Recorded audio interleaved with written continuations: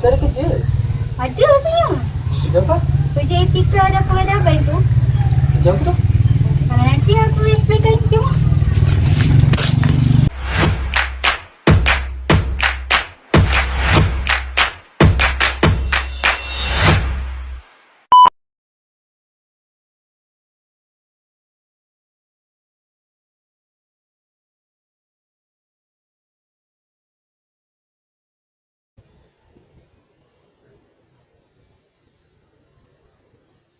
Assalamualaikum dan selamat sejahtera.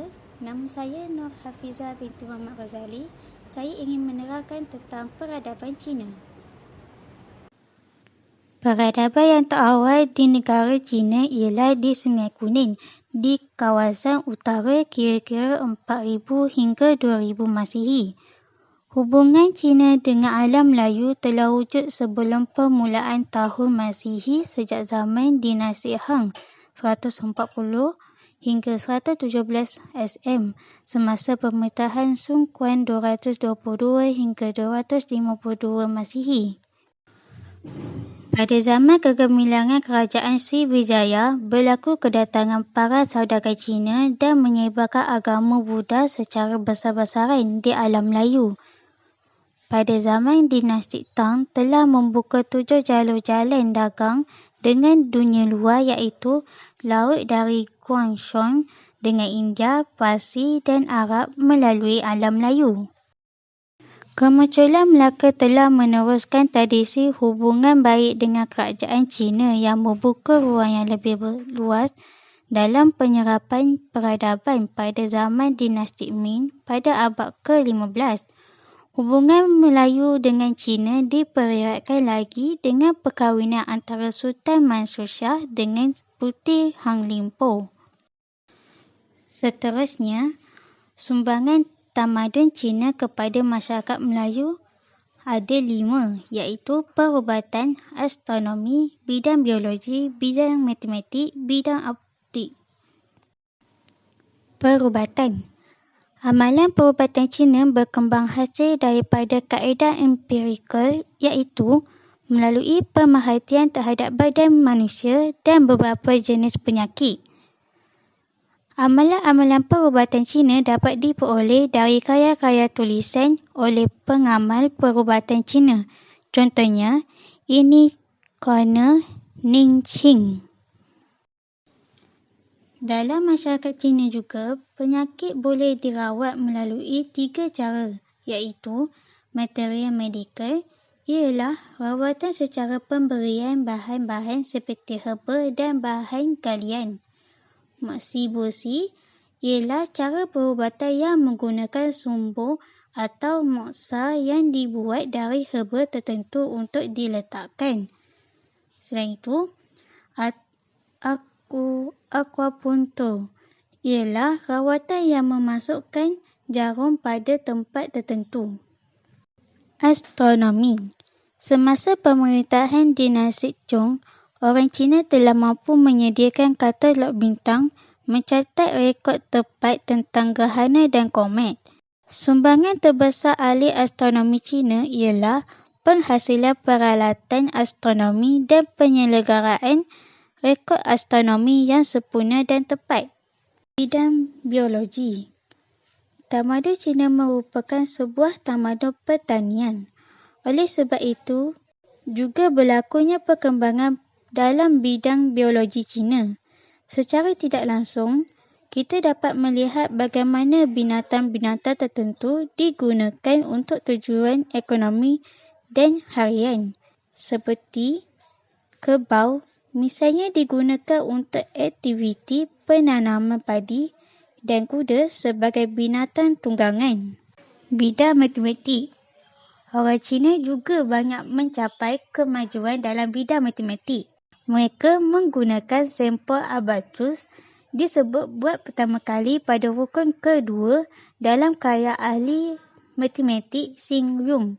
Walaupun alat itu tidak digunakan secara meluas sehingga masa yang lebih lewat. Kesemua kemajuan dalam bidang matematik ini kekal digunakan sehingga kini. Ahli matematik Cina juga mengenal pasti nilai pi iaitu sistem pecahan dan sistem perpeluhan. Bidang optik.